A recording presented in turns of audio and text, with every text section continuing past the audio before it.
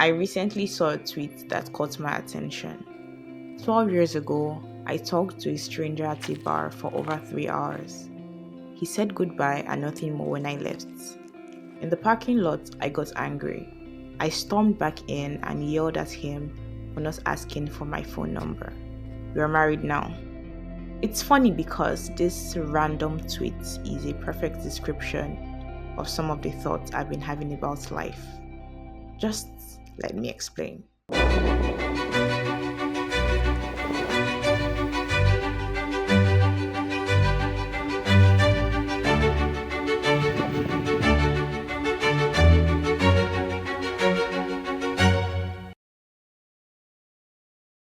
So this lady goes out for a drink, gets into conversation with this guy for 3 hours, leaves, then goes back when he didn't collect her number, and then a few years later, they are married. I want you to really think about this. She made a choice to go out on that particular day, at that particular time, to that particular restaurant, to sit beside that guy, and then to go back when she was about leaving. That's like 5 different actions that led her to that particular point. If any of it was altered in some sort of way, she might not have met this guy. And if she had not chosen to go back in, he wouldn't have collected a number, and that would most likely have been the end of it.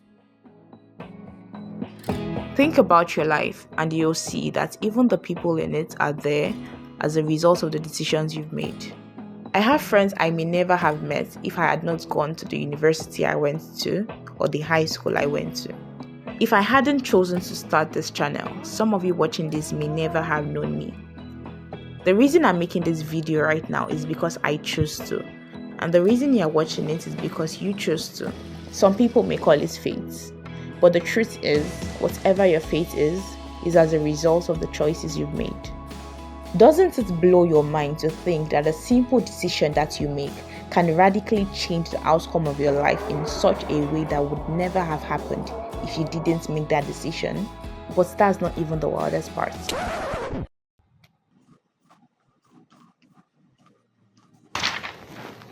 You can't talk about decisions without acknowledging the importance of time. Deadlines are a perfect description of how even a minute's difference can totally change the outcome of your decision. Think about the closest person in your life right now. It's possible that you may never have met this person if you were even just a minute later or earlier to where you met them. I'm reminded of something that happened a while ago. So I went for a conference and it was taking longer than I had expected, so I was about to leave. But then I perceived God was telling me to wait till a certain time before I left the place, so I waited. And as I stepped out of the hall, I saw someone that I had seen earlier in that conference that I wanted to reach out to, and I was eventually able to speak with this person. As I was going home that day, I remember asking myself, if I had left when I originally planned to, would I still have missed this person?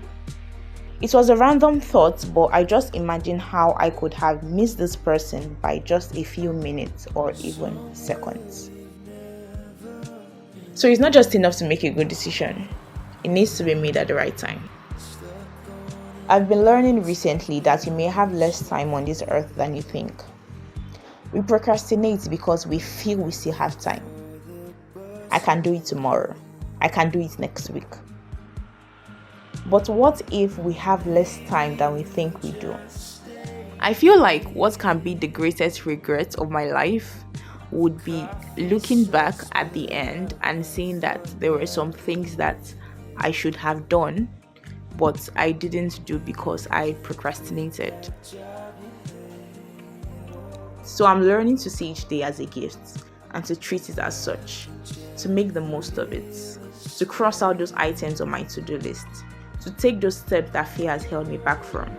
Because if I don't do it, no one is going to do it for me, especially now that I'm an adult. And speaking of adulthood,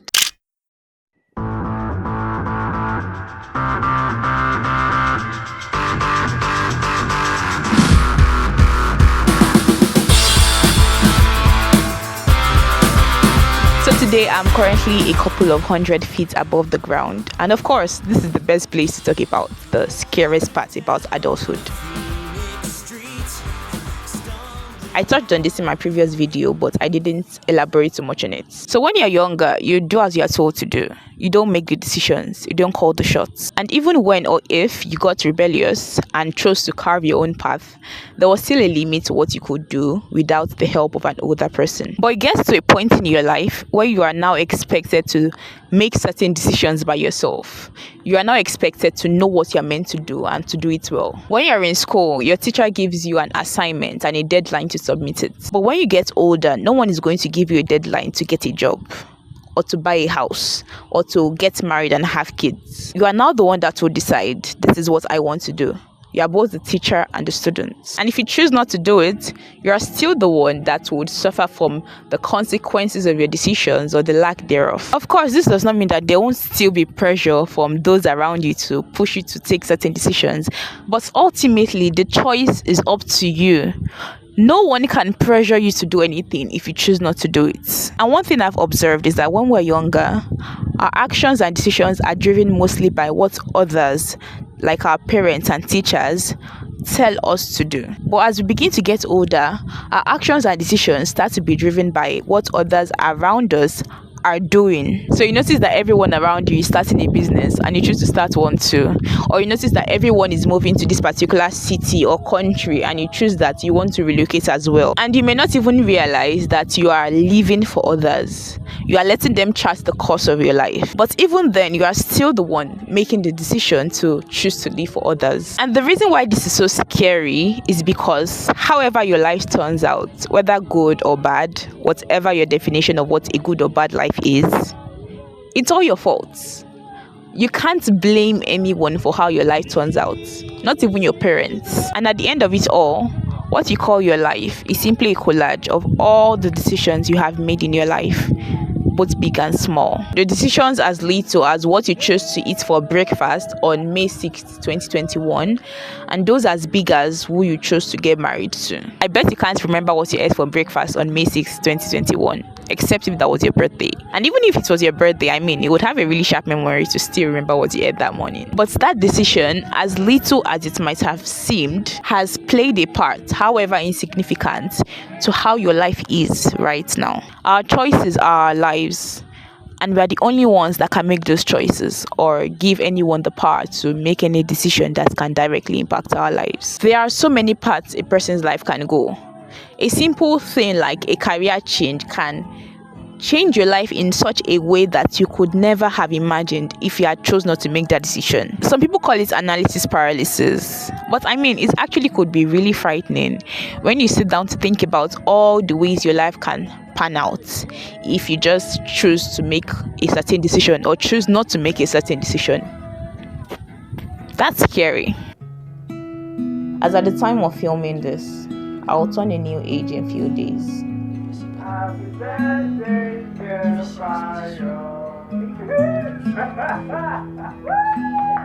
It feels like the older we get, the faster the years go by.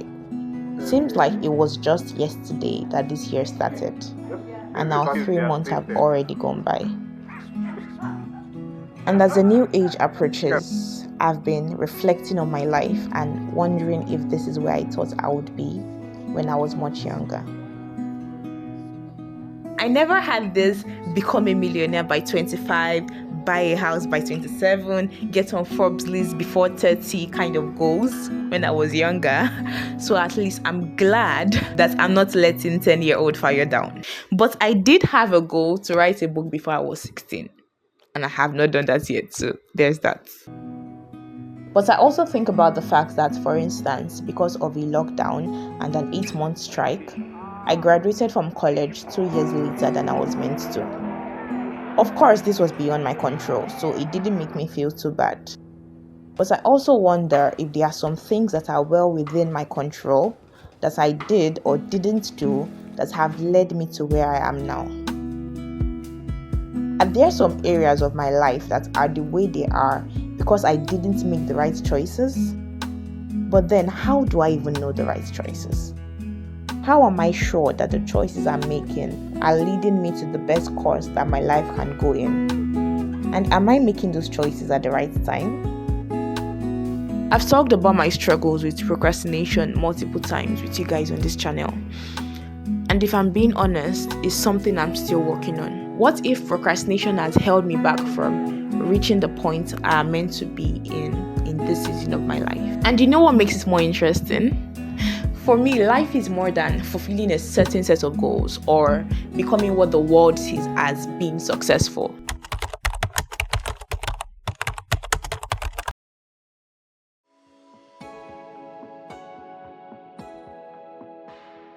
My life is not mine.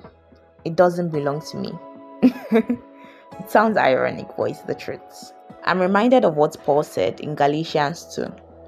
I am crucified with Christ, and I no longer live, but Christ lives in me. The life I now live in the body, I live by faith in the Son of God, who loved me and gave himself for me. So it's basically saying, I'm no longer living. But actually I am, but also I'm not. And the life I'm actually living belongs to Christ who gave me the life, so the life is not mine.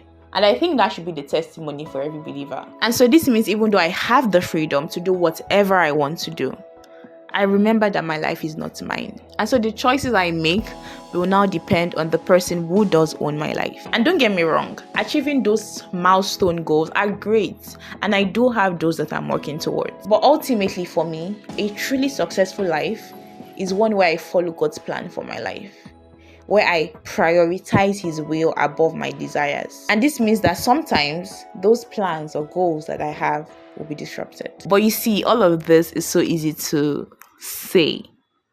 And this is what I've realized. You may have heard of the phrase, show, don't tell. It's a storytelling role that's used in books and movies. It simply means to demonstrate something that you want the audience to know rather than just giving it to them as a piece of information. So in a movie or a book, rather than just saying Jane was very heartless, you can create a scene that shows Jane's response to a certain situation from which the audience can now deduce her character. For example, Jane is in the exam hall and she has like 5 pens, and then this person is sitting beside her and their pen stops working, and then they ask Jane for a pen and Jane is like, no. That's where you don't even need to tell the audience that Jane is heartless. They can already see it through her actions. I feel like we can apply this principle to our lives as well. It's possible to think of yourself as very forgiving until you are put in a position where you have to forgive someone who has deeply hurt you. And in the same way, if I say I really want to live a life that follows God's plan for me, that means I must show this in my actions, even in the little day-to-day choices I make. It's so easy to say or to sing, my life is not my own, it belongs to Jesus. But does it? If he is really more precious than silver, more costly than gold, more beautiful than diamond, then it must reflect in the choices I make. It's not just enough to say it. My actions should prove it. I should show it, not just tell. I've realized that it's very possible to live your life claiming you believe in something, but all your actions reflect otherwise. Yet when actions and words stand side by side, we all know who has the louder voice. This is something I've been reminding myself of lately. Who knows, maybe this video is even more for me than you guys. In every season of my life, I want my choices to reflect my love for God, to put him first. I don't just want to say it by mouth. I want my actions, my choices, my decisions to truly show that I love God. On the days it's convenient and on the days it's not. And in the moments where it seems like my priorities are shifting, I would come back to this video and remind myself that the ultimate purpose of my life is to live it for the one who gave his life for me. Come right through. I know, despite all your doubting, there's a beautiful truth in you. You already are all that you hold.